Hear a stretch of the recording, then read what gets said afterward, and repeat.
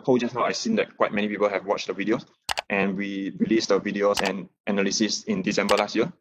And now, on that same day, Tencent actually announced their plans to sell down stakes in JD, which we'll talk about later. And then in January this year, JD entered into a partnership with Shopify, which we think is a good thing for both of them for their long-term prospects. And in February, the founder, Richard Liu, he donated 62 million shares, which is worth about USD 2 billion to some third-party charity foundation. So that's about 14% of his stakes and 2% of JD's shares. And now let's talk about Tencent sale.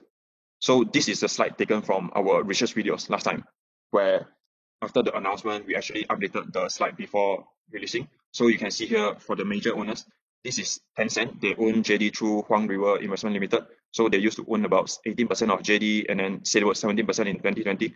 But in December 2020, they decide to pare down their stakes to just left with 2.3% of JD's shares.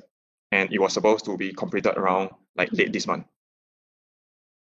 So this is the announcements where they are selling almost 86% of their ownership. So it's like selling out a lot, and people will be thinking like, why is Tencent selling and stuff? And the way they are doing it is actually, they are not just selling the shares, they are actually declaring a special dividend in the form of distribution in specie.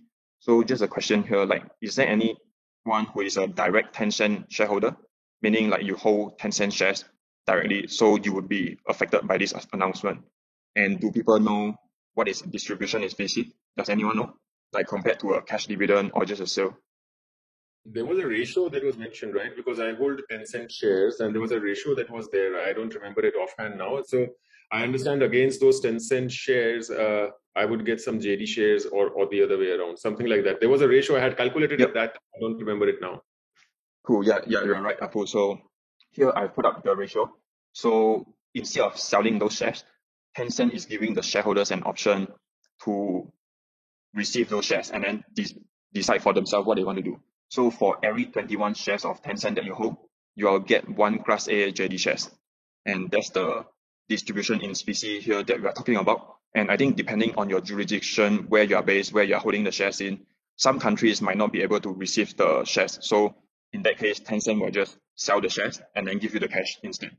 Tencent say that why they are selling is because their investment strategy is to invest in early stage companies where those companies need a lot of patient capital, and Tencent has capital to support them. And Tencent is selling out on JD because JD has grown to be such a big company where they are self-sustaining now. They have all the free cash flow themselves and they no longer need this support from Tencent. So although Tencent is selling, they still say that they are going to work in cooperation with JD on their partnerships and agreements in supporting their marketing stuff. So that's the operational part. And now we have actually people, I'm not sure, I don't see Clinton here, but Clinton has actually asked a question like, why is Tencent doing this? Why don't Tencent just sell the shares and give the cash to shareholders? And instead of having the shareholders to choose and go through this process. So Rupam has some answers for Clinton. So Rupam, do you want to talk about this? Like, what do you think about this of the dividends in terms of the distribution in specie format? Yeah, sure. So there are a few advantages of doing the distribution in specie. First of all, if Tencent were to sell the JD shares and distribute the dividend in cash, then they would incur massive amounts of capital gains tax for Tencent. So that capital gains tax is basically avoided here. So it basically helps them to preserve the cash, and also it also saves a lot of transaction charges. I mean, for them, it's a large stake. So if they have to do it, they'll end up paying a lot to the investment bankers. And more importantly, I think this is something which definitely all Tencent shareholders as well as JD shareholders should cheer, is that whatever way you look at it, JD is grossly undervalued. And Fan Liang also has covered this in his JD research, and I guess today also he's going to talk about it. So Tencent selling the undervalued shares in the market would be very value destructive for the Tencent shareholders. That will not be a good thing. And selling such a large chunk, I mean, you're talking of what, over 14% of JD's shares, right? So that would also kind of push down the JD share price even further. So that is something that gets avoided by doing this in specie distribution. And another benefit of this is it does not require a shareholder approval. So it's much easier for them to go ahead with the in specie. But it's relevant to mention here that they will. It's not as if they are completely cutting off all ties. They would continue to have their strategic cooperation between the two businesses. So that is very much in place. It's just that they're no longer going to be that 18% shareholder. So Martin Lau, who used to be on the board, is also has stepped down from the board. Yep, that's right. And I mean, Tencent is not just selling out on JD's. Tencent is also selling out on other companies. Like they sold a big chunk of their shares, not as big as JD, but a big chunk in Sea Limited too.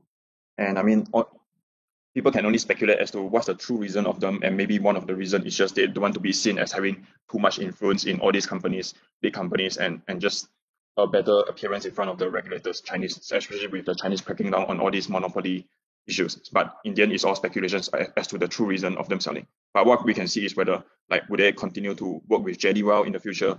So that's on this topic. And then in January this year, good news for JD that I'm sure most of you would know Shopify. I mean, it's a very popular company too.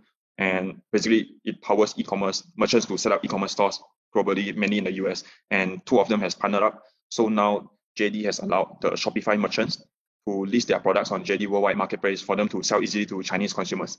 And JD is providing them with useful services like intelligent translation, smart price conversion, and also the supply chain side from US to China.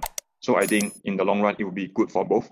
And when JD has more merchants in their marketplace, that means more product selections and sales. And if Shopify merchants start to use more JD services like the logistics or marketing services, then JD would get to earn more revenue. At MoneyWise Smart, we do deep dive research into wonderful companies to own for the long term. We have provided some of these research for free in our free research series. So definitely check them out at the link provided if you want to invest in good companies. I promise you will really benefit a lot from this research. If you have enjoyed this video, do hit the like button now and don't forget to subscribe and hit the notification bell so that you'll be notified of our future videos. Do also join our Facebook group where we discuss interesting investment concepts and businesses. Thank you for watching and see you in our next video.